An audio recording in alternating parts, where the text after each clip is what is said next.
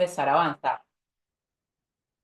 Bueno, mis queridos estudiantes, quiero darles la bienvenida a esta materia, ¿verdad? Que es una materia lectiva de sexualidad humana. Yo iba a decir psicología, sexualidad humana, que ustedes la ven como parte de su pensum en la carrera de medicina. Para mí, pues, es un gusto poderles acompañar y guiarles en este proceso de una asignatura que es transversal en la vida del ser humano, como es la sexualidad. Y la sexualidad nos acompaña desde el día de la fecundación hasta el día de nuestra muerte. Entonces somos seres sexuados. Por lo tanto, desde la medicina es fundamental tener esta visión holística, fisiológica, sexuada del ser humano para poderles brindar una atención un poco más integral. ¿Sí? Les digo brevemente mi perfil académico para que ustedes sepan con quién de pronto se están formando en este momento. Yo soy licenciada en educación, licenciada en psicología, tengo una maestría en orientación de la conducta, una maestría en orientación en sexología y soy doctorando de psicología conductual. Entonces, en este momento, y sigo preparándome, estudiando, por supuesto, he hecho formaciones adicionales, diplomados en disfunciones sexuales masculinas, disfunciones sexuales femeninas.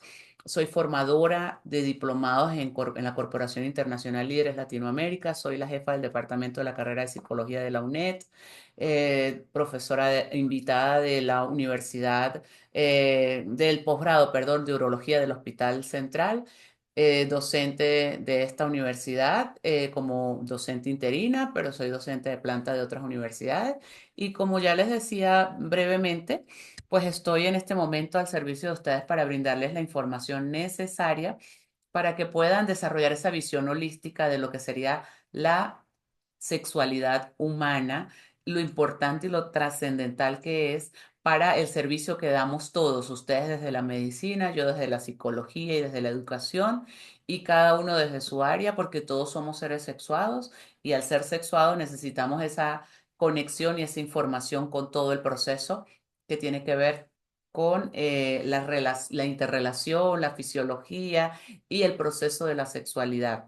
Como somos seres sexuados, sexo y función sexual, cómo se ven desde la ciencia. La sexología, pues, es una ciencia, ¿sí? Que una disciplina que tiene sus propios métodos, tiene sus propios procesos de estudio y pues tiene sus teóricos, sus teorías y todo lo que la respalda científicamente. De allí que a pesar de que cuando la gente empezó a estudiar sexología lo veía como algo como, ay, como muy pícaro, como muy jocoso, como que eso es raro. De hecho, los médicos que lo empezaron a estudiar fueron tildados de morbosos, de enfermos, fueron los médicos los que le echaron ganas al estudio de la sexología, precisamente estudiando la variante fisiológica, y ya lo vamos a ver más adelante, pues es una materia que nos va a brindar la oportunidad de tener una visión muy amplia, ¿vale? Entonces, bueno, aquí estoy para brindarles esa información. Voy a aprovechar el tiempo al máximo, luego por el grupo haremos nuestra presentación para conocerlos un poquito más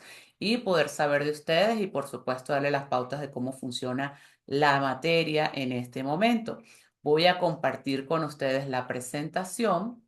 Como vamos a aprovechar esta plataforma de Zoom para trabajar en dos momentos de 40 minutos, no quiero hacer una presentación larga porque pues la idea es aprovechar el tiempo para lo que vamos a estudiar en este momento, ¿vale?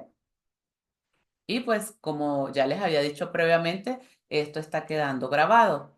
Entonces, la idea es que ustedes puedan tener toda la información, digamos, para ustedes poderla utilizar adecuadamente en su proceso de estudio. Vamos a acomodar esta pantalla para que no se vea partida. Ujú. Y vamos a admitir a esta otra compañera que está llegando en este momento. Volvemos a mirar. Se sigue viendo partida. Ah, no, ya no se ve partida. Bueno, aquí está mi nombre, como les decía, Patricia Fournilier. Mis redes están dedicadas a la sexología, a la psicología y a la educación en esas dos áreas. Patricia Foursens. Esa es mi cuenta de Instagram para el que quiera, digamos, después de la clase o en interín de la clase, estar más quizás al tanto de algunos temas que pudieran ser de su interés. No están obligados, por supuesto, a seguirme, es solamente para que si les interesa el tema y puedan consultar algo, pues aprovechen ese espacio para eso, ¿vale? Entonces vamos a poner esto pequeñito por acá para que no me incomode tanto. Ok, ya les decía mi carrera, mi formación. Y bueno, cuando se trata de formaciones en línea, educación y participación, yo sé que aquí todos tienen sus camaritas apagadas, las pueden prender en un momento. Cuando ustedes lo deseen, bueno, tengo que activarles alguna función, pero creo que las pueden prender. Pero lo más importante, vamos a ver, ocultar panel de ocultar, ocultar nombre, compartir sonido, compartir. Optimizar para compartir video. Bueno, ahí están las pautas. Vale.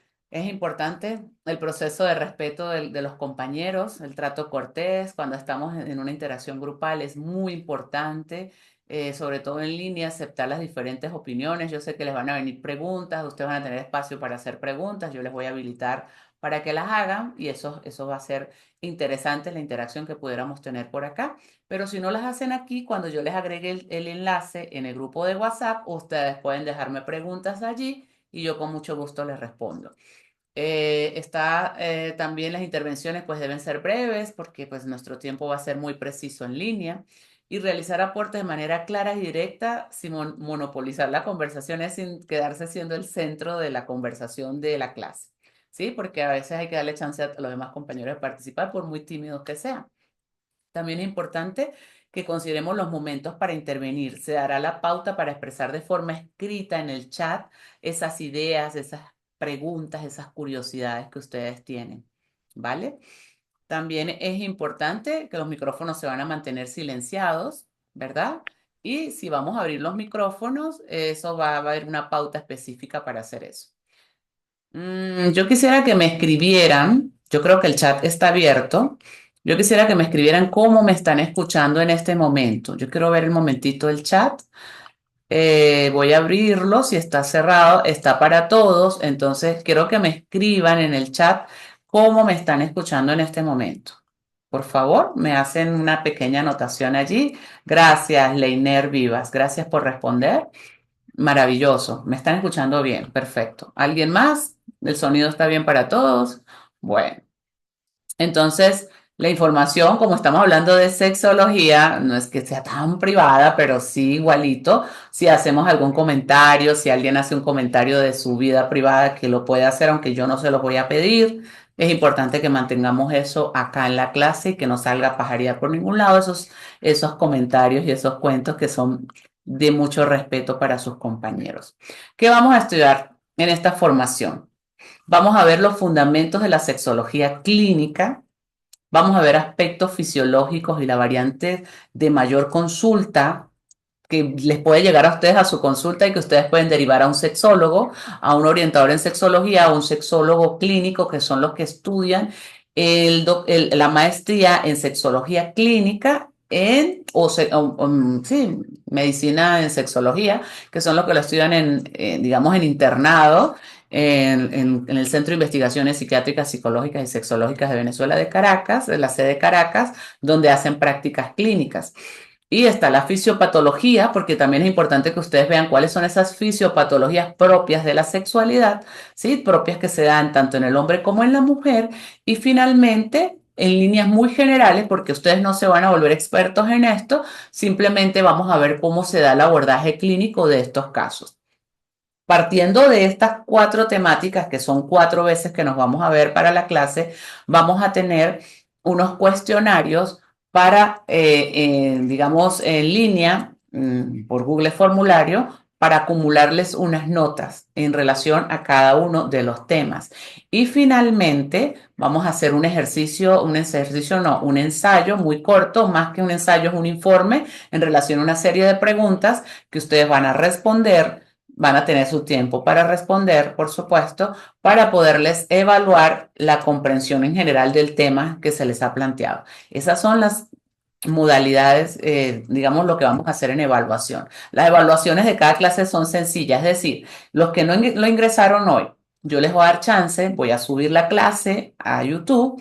Les voy a dar tanto el video de YouTube como el enlace. Usted primero ve el video y luego resuelve el enlace. Tenemos de aquí a la otra semana, 1 hora antes de la otra clase, para ver la clase anterior y haber respondido el cuestionario. El cuestionario, como es en línea, no van a tener problema para responderlo. Lo van a hacer a la hora que ustedes puedan, después de que hayan mirado los dos videos de cada clase, porque esto lo estamos haciendo con Zoom, que es gratis, y Zoom gratis significa 40 minutos de clase. Así que bueno, vamos a ver si nos rinde. Escríbame si la pauta queda clara para todos, cómo se va a evaluar en este momento, por favor. Si me escriben por acá, cómo, si percibieron, si les queda clara la pauta que les acabo de dar de video y evaluación de cada clase por un formulario con unas preguntas de selección múltiple.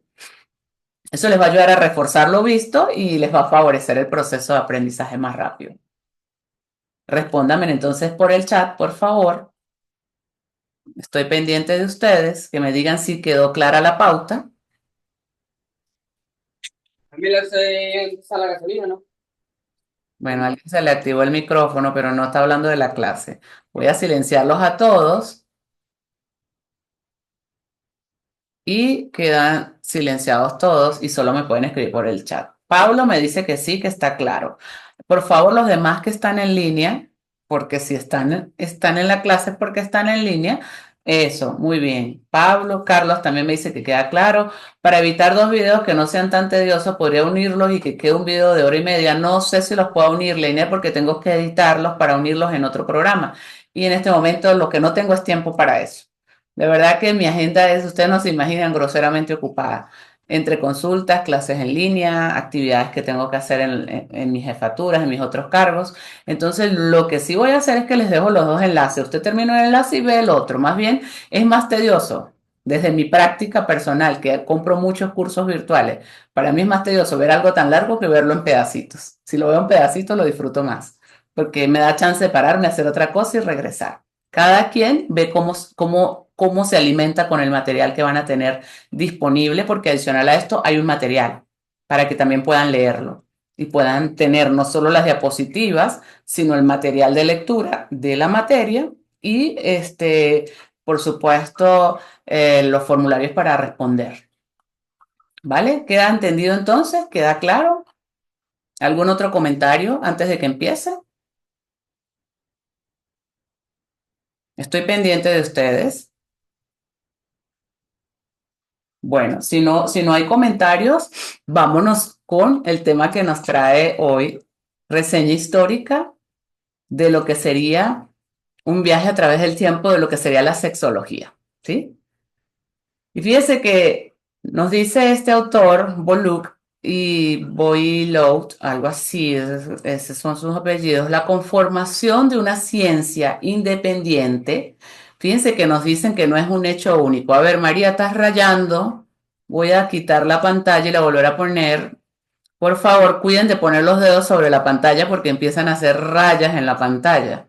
Y cuando hacen rayas nos desconcentran a todos en el proceso. ¿Sí? A veces el anotar no me deja bloquearlo. Yo lo bloqueo, pero a veces se bloquea, a veces no. Entonces, no me deja bloquearlo y así pues es incómodo, ¿vale?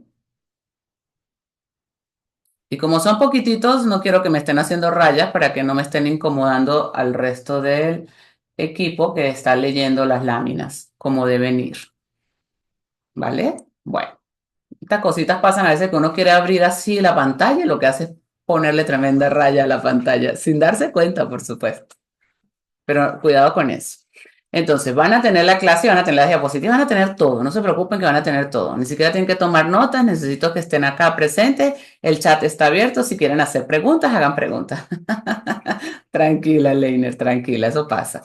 Bueno, entonces fíjense que la conformación de una ciencia independiente no es un hecho único, sino un largo proceso histórico. Así que hay que mirar esto desde bien atrás, desde la era, como decimos, desde la era antigua. ¿Qué pasó en la era antigua en relación con la sexualidad? ¿Sí? Entonces vamos a ver el sexo a través de las eras.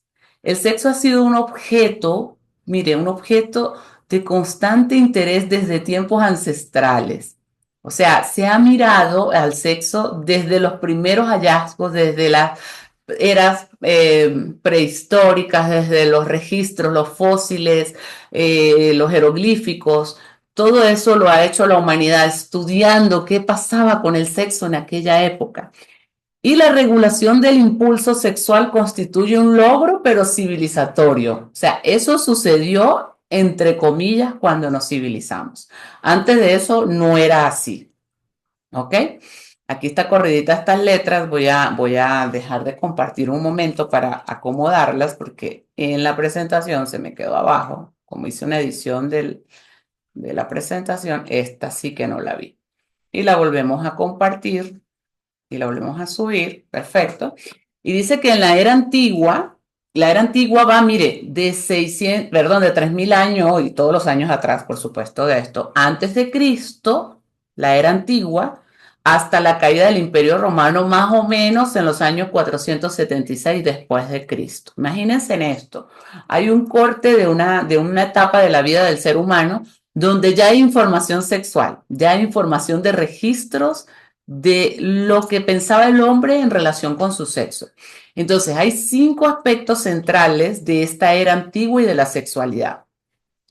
Había una cosmovisión dualista en el Medio Oriente. En ese lado del mundo se destaca una visión dualista del mundo en las antiguas culturas. Lo podíamos ver en los registros, como les puedo decir, no en registros tanto como escritos, sino en lo que ellos hacían con las esculturas, sobre todo. Y fíjense que el cuerpo y el sexo en ese lado del mundo se consideraban parte del principio del mal, parte del principio. Este cuerpo era algo asociado a algo malo. Según la doctrina que divulgaban en aquel momento por Mani, pero en otros contextos habían otras, por supuesto. Había una desmitificación de la sexualidad por parte de los israelitas también.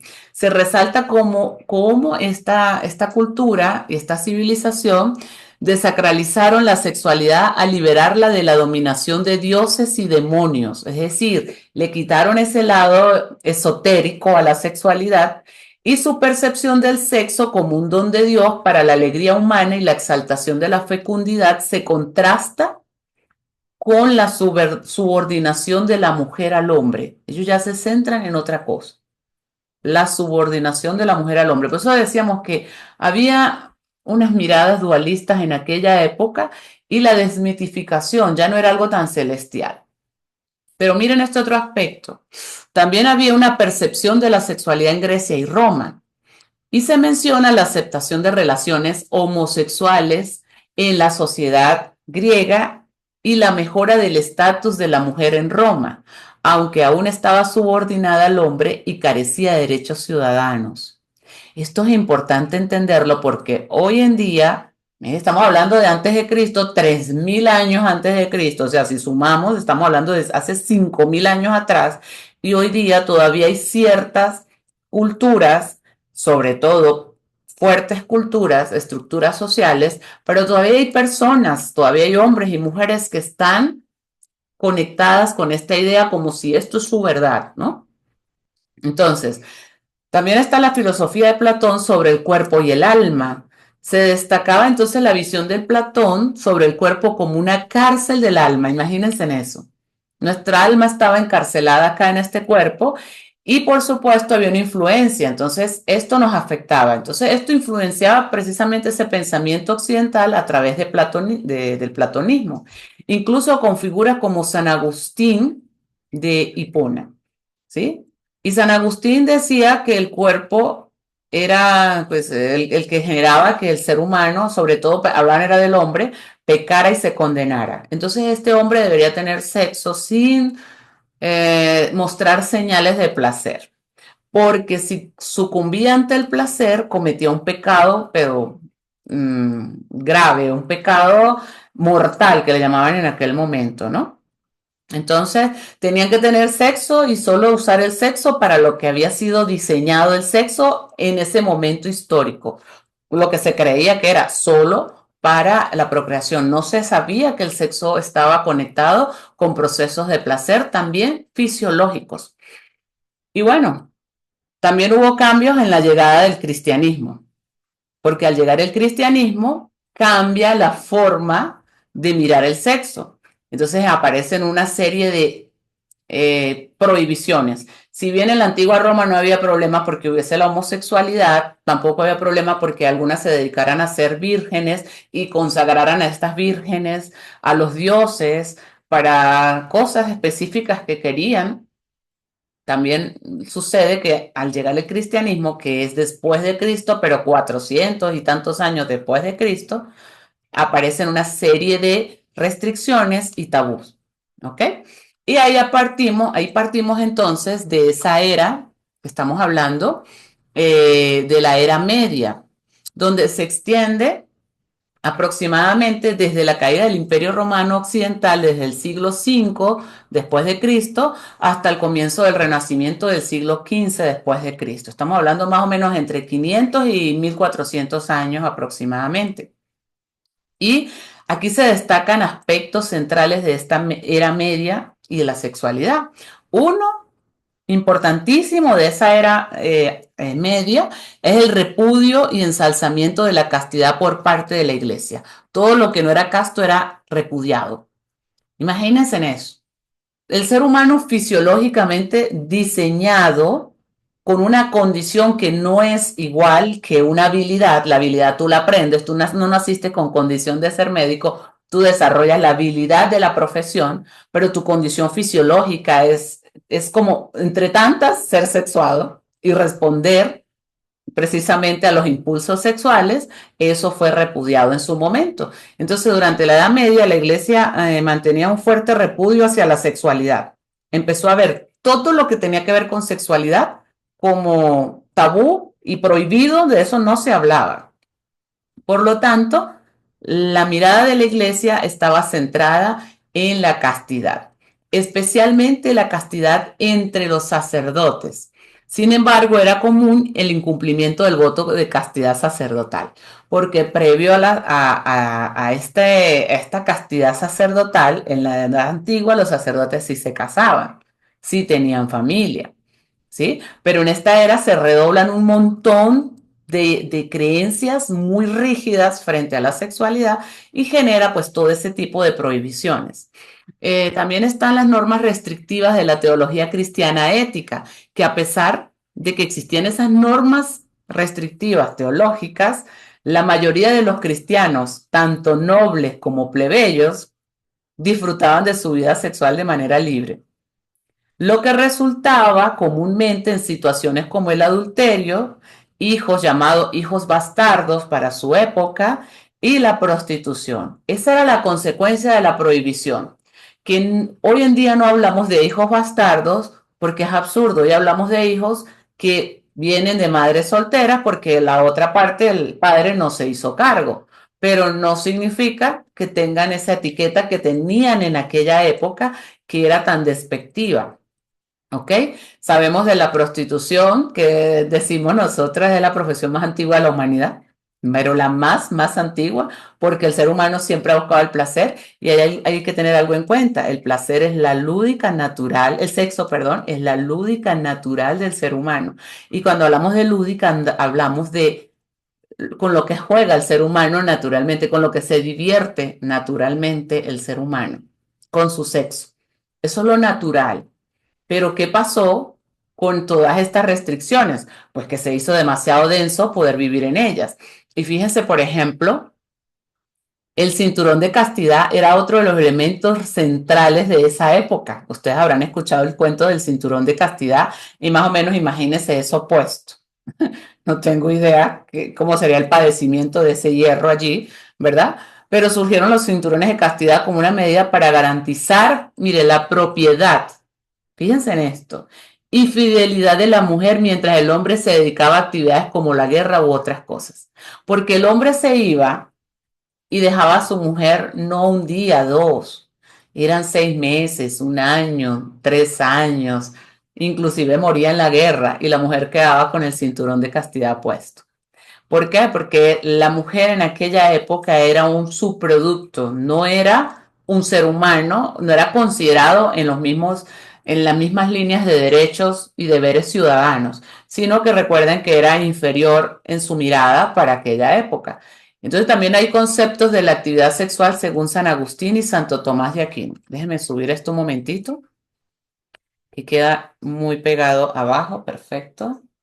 Ahora sí, lo volvemos a compartir y acomodamos si no se me fue la lámina para arriba. Ok.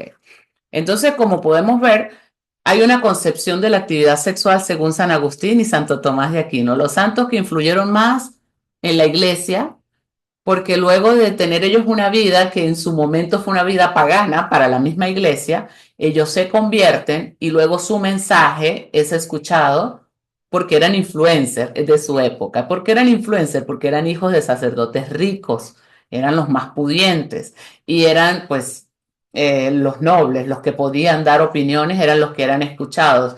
Los demás, los plebeyos, los que estaban en la base de la pirámide de la sociedad, no tenían voz y voto en este tipo de temas.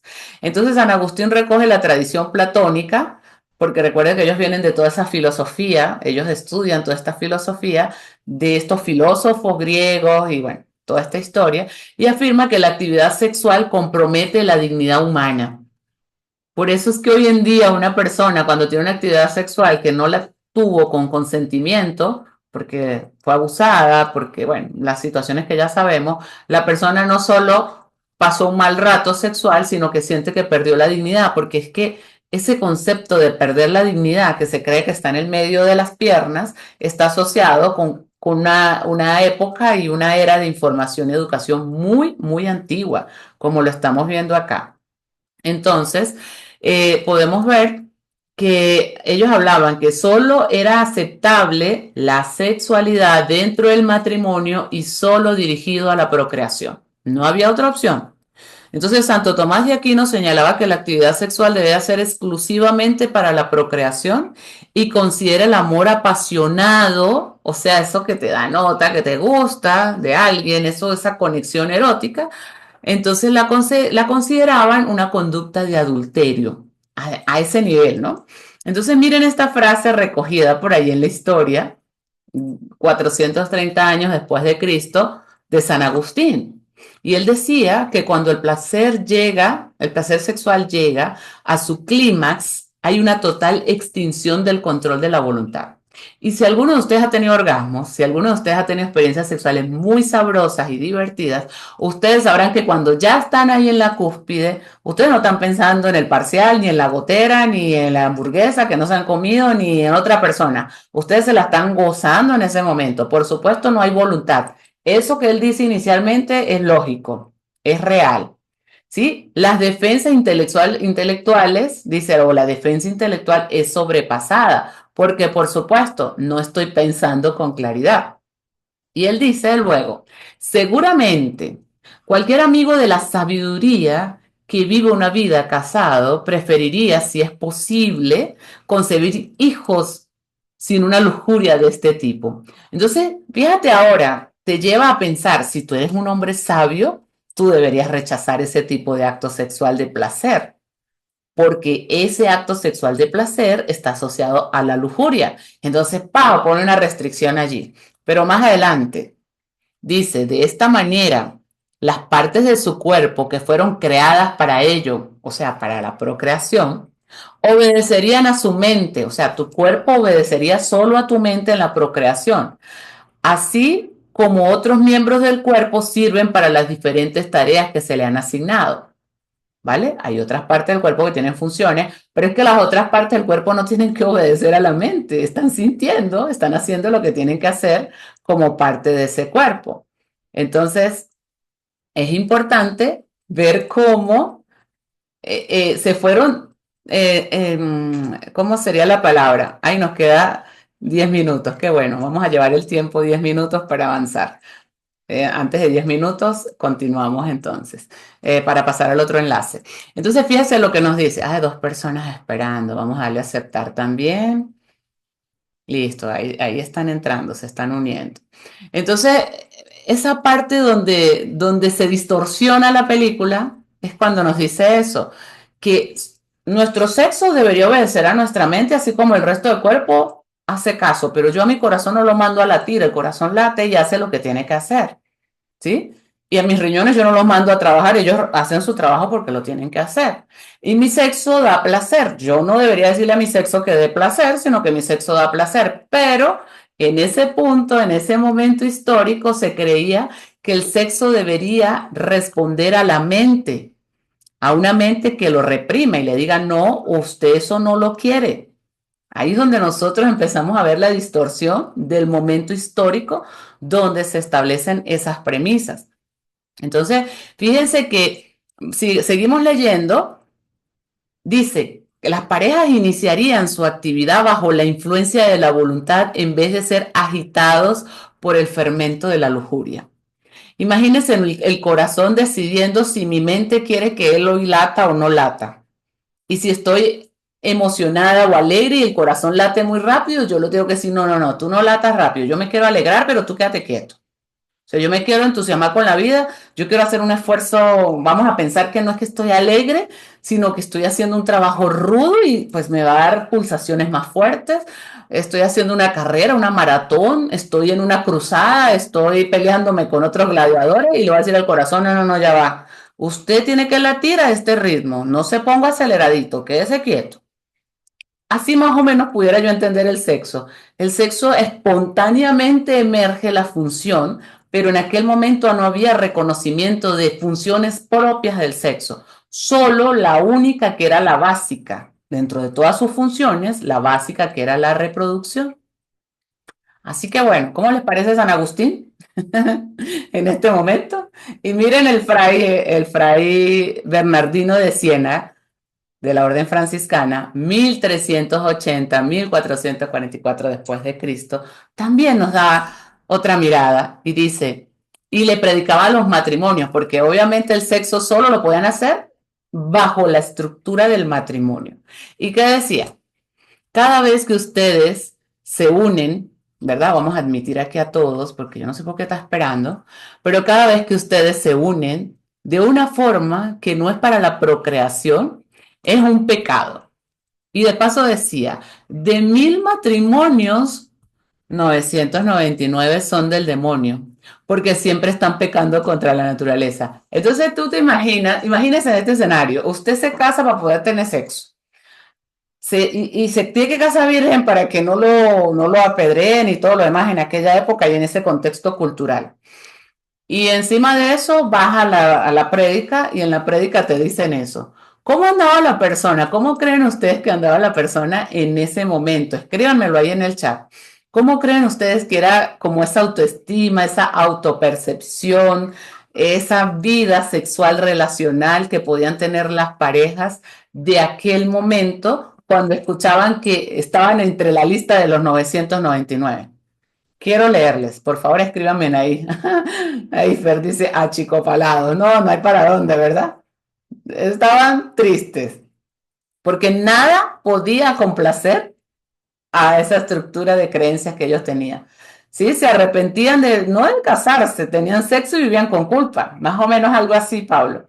Se arrepentían, tenían sexo y vayan a la iglesia a confesarse. Y volvían a tener sexo y vayan a la iglesia a confesarse. Porque pues ellos estaban pecando contra la naturaleza. O sea, ellos estaban entre los 999 matrimonios del demonio, en esa estadística, ¿no? Estaban como una lechosa verde que no se casaban. Nada, guará, pobrecito. Bueno, y otro aspecto importante es la tolerancia a la reforma protestante hacia la función sexual, que también ocurre. La reforma protestante mostró una mayor tolerancia, porque así como estaba la iglesia ortodoxa, estaba la otra. La reforma entonces mostró una mayor tolerancia hacia el ejercicio de la función sexual, no la consideraba pecaminosa.